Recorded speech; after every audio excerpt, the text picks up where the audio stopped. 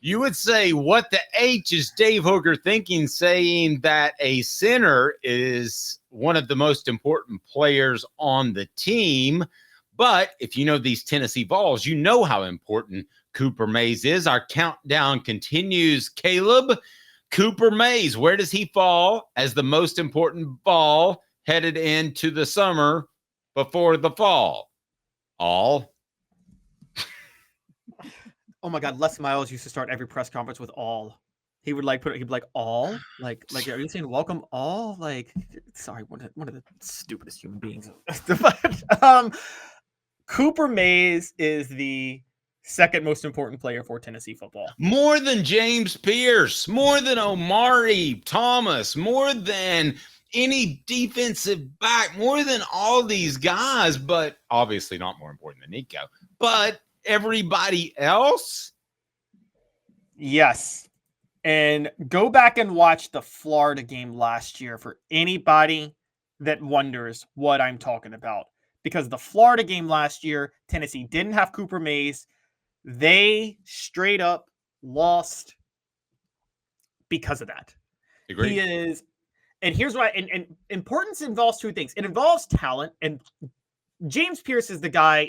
If there's one guy that has generational talent on this roster, it's James Pierce by far. But James Pierce, Dave, how many great edge rushers are on the system right now? Right? There's a lot of good, like if James Pierce goes down, you don't think Tennessee's going to struggle at edge rusher. No, they're good there still. You use great. Yes. I don't really have great, but very good. If Cooper Mays goes down, he's been there for 4 years, and Josh Heupel still hasn't found a backup center for him. I'm told by a source Bison Lang is coming on, but not ready. I was told by a good source this week. So will he be ready by the fall? At this point, probably not, because you've worked on a lot of your technique and stuff that you can do in the spring. Now it's about getting bigger and stronger and just adding mass for the most part, except for the guys that need to lose weight. But anyway, he's not ready. I was told he wasn't ready. I was told a lot of the interior linemen need another year. So, this is an aside, but Cooper Mays has had health issues, as you mentioned. Tennessee's key to the whole season, guys, may be that Cooper and the gang stay healthy.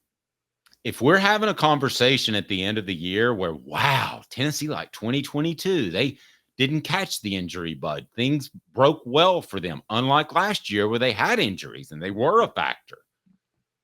You're talking about a championship-worthy team. 1 or 2 injuries on the offensive line, and I think you could be talking about a 3 or 4 loss team if it's for an extended period of time. Oh, I agree. And here's the thing with the Heupel offense, and I want to be clear about something. It's not that it's complex. You and I have talked about this, Dave. I mean, I think me and you could figure it out in 2 weeks if we were there. It's not a hard offense to figure out, but here's what's the problem.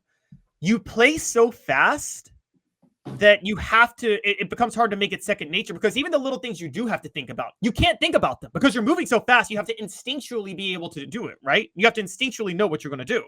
Mm-hmm. And the center is a huge part of that, guys. The center is as much a part of directing traffic in that offense as the quarterback is. I mean, who was it that talked to us about it? Just something as simple as knowing who to give the ball to, knowing where to line up, where the ref's going to spot the ball when you're moving in the no huddle. That's a huge part of the offensive line. And last year, and Cooper Mays knows that. We can say this: Cooper Mays is probably the smartest offensive lineman in the SEC. I mean, he's definitely got to be number one in my book. I'm going to go ahead and tell you he's the smartest player that I've ever covered. There you go. There you go. He is... And how many hundreds of players would there be? Maybe thousands. You're right. That's a good question. My recruiting days. I mean, I'm trying to think of somebody that just struck me as incredibly intelligent from the get, and that was him. And it's never waned. He's never like, I've never thought, hey, he's just not with it today or something. I think he's one of the smartest guys I've ever met, and players I've ever met. And I've had an opportunity to be around quite a few smart guys. Now, the first that you're going to say as a Tennessee person is Peyton. Well, I started covering Tennessee in 98. Now, smarter than Dobbs? That's interesting. It's a tough one. I mean, I think he's incredibly street smart and intelligent. And if you did the IQ, they're about the same. Does he want to go to school as much as Dobbs and be an aerospace engineer? Probably not. Not that he's lazy at all, just that that's not his desire. So, but is he as smart as Dobbs? I think he's as smart as anybody I've covered. I'm just going to put him in that realm of probably 10, 12 people that if I sat down and made a list, he's one of the smartest guys I've covered. I don't know their actual IQ, Caleb. I can't tell you for sure.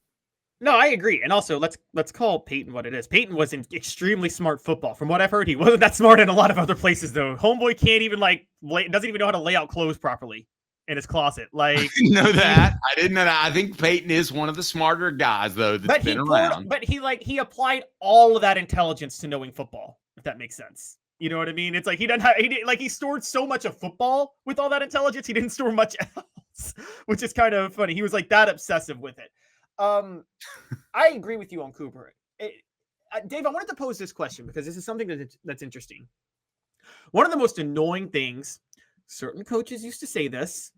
By the way, I'm not knocking Philip Fulmer never said this. For those who say I say like certain coaches, Fulmer never said this, but there's a lot of coaches that did that would say the center's the most important lineman because he touches the ball every play. And that used to drive me crazy because I'm like, no, I'd rather have an elite left tackle than an elite center all day. However, in Josh Heupel's system, Not in this offense. isn't it? I'm sorry. Yeah, not in this offense. The ball's getting out too quick. Yeah, the center's the most important player in this offense on the line, isn't he? What you're worried about with this offense is making sure you're in the right line call, which Cooper does. You're making sure you never, ever have pressure in the A gap or pretty much the B gap 90% of the time, which is, for those that don't know, that's between the center and the guard and the tackle, the A and the B. So that's what his job is. And when he's been in the game, have you ever seen somebody come free up the middle? Never. I haven't. And that's the one thing that it's obvious that tackles aren't as important in Josh Heupel's system, or he wouldn't be able to flop one from left to right every single year, or he would care more about they're in the right. They're in the right, I believe, because they want a clear line of sight to make that first read, and they're going to throw to the right more often than not. But I would argue in this offense, like you're getting on board with that. I think that in this offense, center's more important than left tackle. Yeah, much more important, I think. Like, again, if it's the old school power run offense, like in the 90s that Tennessee ran, where, the offensive linemen are taught to maintain their blocks and just win one-on-one matchups, then the left tackle is more important, right? Because the left tackle has to absolutely wreck those SEC ends. And this one, most of the time, the quarterback's trying to get the ball out before the end can even get to them, right? Before the edge rusher can even get near them. I mean, we're talking about a quick release. This is very similar. It's actually, this is crazy, I'm saying this. The role of the center in this offense is kind of like the role of the center in the Colts offense with Peyton Manning back in the day. Remember, you didn't need Jeff Saturday to be an elite blocker, and you didn't need elite tackles. You needed Jeff Saturday to understand assignment football because you knew didn't Peyton Manning always get the ball out within 2.5 seconds when he snapped the ball? It seemed like and that's what you need with this. Cooper Mays is crucial to that offense. So I agree. The center is more important than the tackles, and also just for run blocking. And by the way, guys, you want to bring this up? I was very critical of Hendon Hooker in 2021 because I said he held onto the ball too long, trying to make plays, and took too many sacks. And his number of sacks collapsed in 2022. A lot of people, myself included, for a while attributed that to the fact that Hendon Hooker did a much better job just getting rid of the football. I think most of it, though, was that Cooper Mays was healthy in 2022. And actually that made it a lot easier for Hendon Hooker to get the ball out quickly. And I've kind of come around to that. Moving Darnell Wright to right tackle, you can maybe say had a thing. But what do you think was bigger, Dave? Moving Darnell Wright to right tackle or Cooper Mays being healthy in 2022? Oh, definitely Cooper Mays. I don't even think it's close. Hemp House, the premier hemp dispensary online with a wide variety, great selection, and strict standards to ensure you only receive the best in CBD or Delta products. Hemp House Chat with 2Ts.com. Hemp House Chat with 2Ts.com. Use the promo code HOOK for 10% off. Hooked for 10% off at Hemp House Chat with 2Ts.com. It is right below. Caleb, the fact that Tennessee would have to reach a little bit for their interior offensive linemen specifically that aren't quite ready based off what I've been told. We got to get out of here because I want to break down a couple of different things as far as NCAA issues, but how disconcerting is that? That's a huge concern. And I'm starting to wonder, is it because these guards can't play or because there's so much more thinking involved with the interior offensive line in the system that there's a lot more you have to pick up? I think that seems like it's the hard thing to evaluate with talent in the system. Travis said Cooper's smarter than Caleb, and everybody agrees he won that segment. So nobody's smarter than me. That's not possible. It's not, no, it just can't. It can't happen.